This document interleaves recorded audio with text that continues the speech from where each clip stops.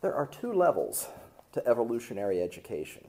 The first level deals with bringing about dramatic change and improvement to our educational system. The second level takes these changes and helps to transform both our society and our species.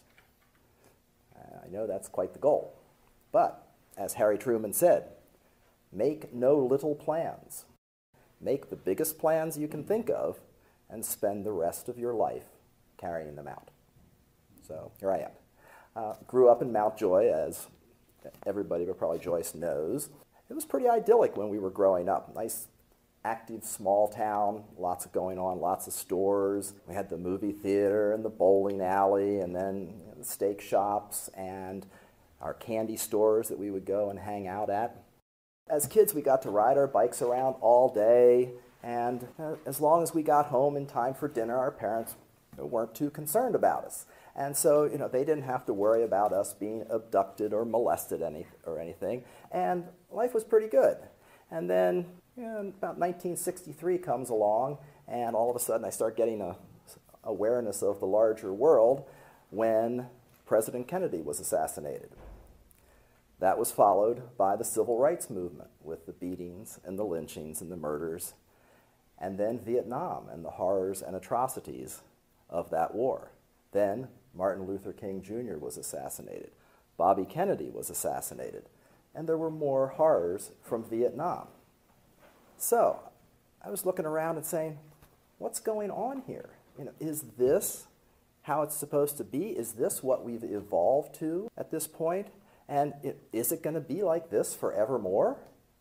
And so I started searching for some answers, trying to figure out some common denominator or root cause, because there had to be some reason why all this was happening. Now here we are today, 40 years later. Now our country's involved in 2 wars that we can't figure out how to get out of. We spend $900 billion a year on defense. We are the world's largest arms merchant. There are countless other conflicts around the globe. Ethnic violence is rampant. There's domestic and international terrorism. And there's just far too much lying, cheating, stealing, scamming, abductions, and rapes. It's enough to make anybody want to run away or bury their heads in the sand and try to ignore what is going on. But we can't ignore it anymore. I spent 35 years seeing these events play out and continue to get worse. As the old saying goes, if you're not outraged, you are not paying attention. We've got to do something about this. Our species is stuck in an evolutionary rut that continues to allow hunger, poverty, racism, greed, ignorance, violence, and war. Evolutionary education challenges the very foundation of our society, because the root cause that I was looking for all those years ago turns out to be the competitively based system in which we live. You versus me, us versus them. And since the dominant model of the society is competition, it follows that the model for our educational system is also competitively based. We are taught to be competitive in school, sports, business, politics, and even religion. A lot of people say, that's just human nature, Brent. That's just how it is. We can't do anything about that.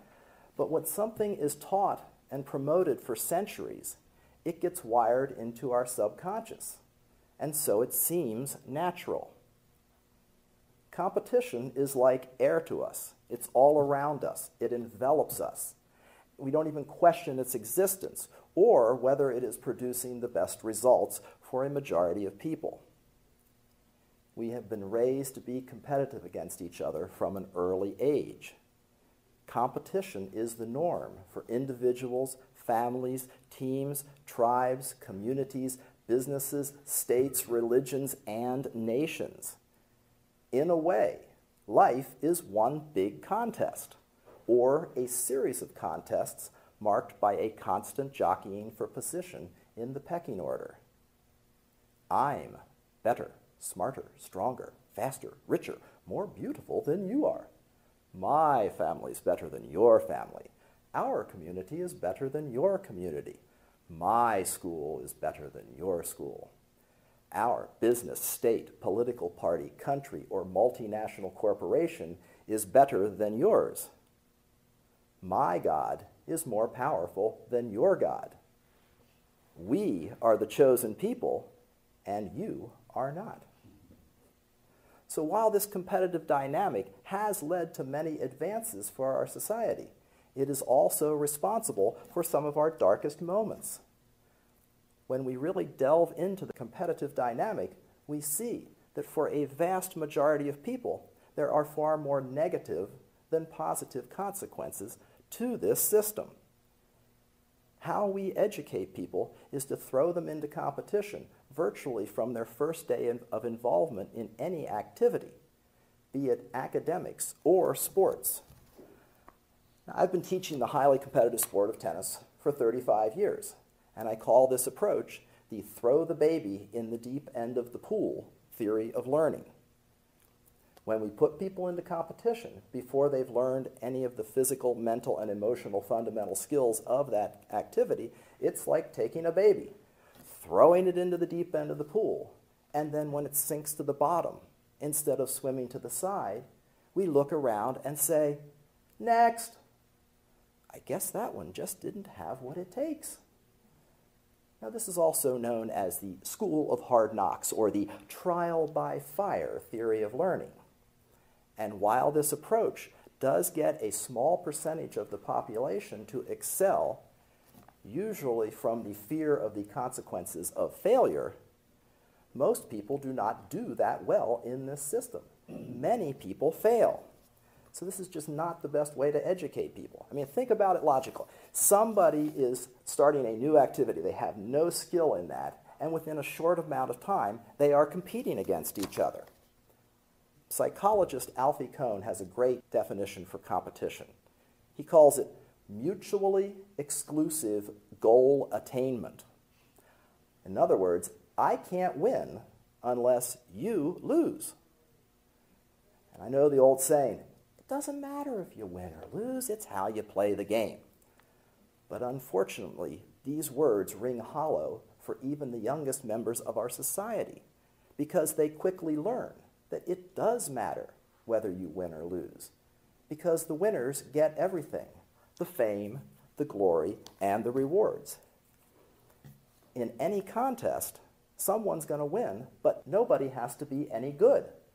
You have two beginners, and you put them in some type of contest, and because of the mutually exclusive goal attainment, at the end, one of them is going to be able to say, I'm the winner, and then the whole process starts. Very interesting. Have two great stories from right here in the county. One from Jesse, who was a great high school and college soccer player, great soccer coach, and we were talking, and he told me that he had volunteered to work with a team of 5-year-old boys. Well, how it worked was they had one practice one Saturday, probably was an hour, right? Yeah. You know, 5-year-olds, trying to get 5-year-olds to even focus for an hour is amazing. So they had 1 hour where they practiced the one Saturday. The next Saturday, they had another practice. And then the third Saturday, they started playing games against the other teams. Now, they're 5 years old. It's their first experience in organized sports. And so not only did they have to learn all the skills of the game in those 2 hours, but they had to learn all the rules at the same time. Ridiculous. The other example comes from my other cousin, Phil, who unfortunately couldn't make it tonight. But I was back here one summer, and he said, hey, John's playing in a baseball game. And at that time, John was 7. So I went over to Maytown to see the game. I was appalled. The pitchers could rarely get the ball anywhere close to the plate. And when they did, the batters would swing it. I mean, the batters couldn't hit it. So eventually what they would do is put the ball on the little batting tee, and then the batters would swing at it. Even then, sometimes the batters would completely miss the ball or hit the tee. You know? So when they did finally put it into play, then the kids, most of the time the kids couldn't field the ball, and if they finally did field it, they they were nowhere close to the base. And yet there were those little 7-year-olds running around the bases, scoring runs, and at the end of the game, one of them got to say, "Oh, we're the winners, we feel good." It's like, it's crazy.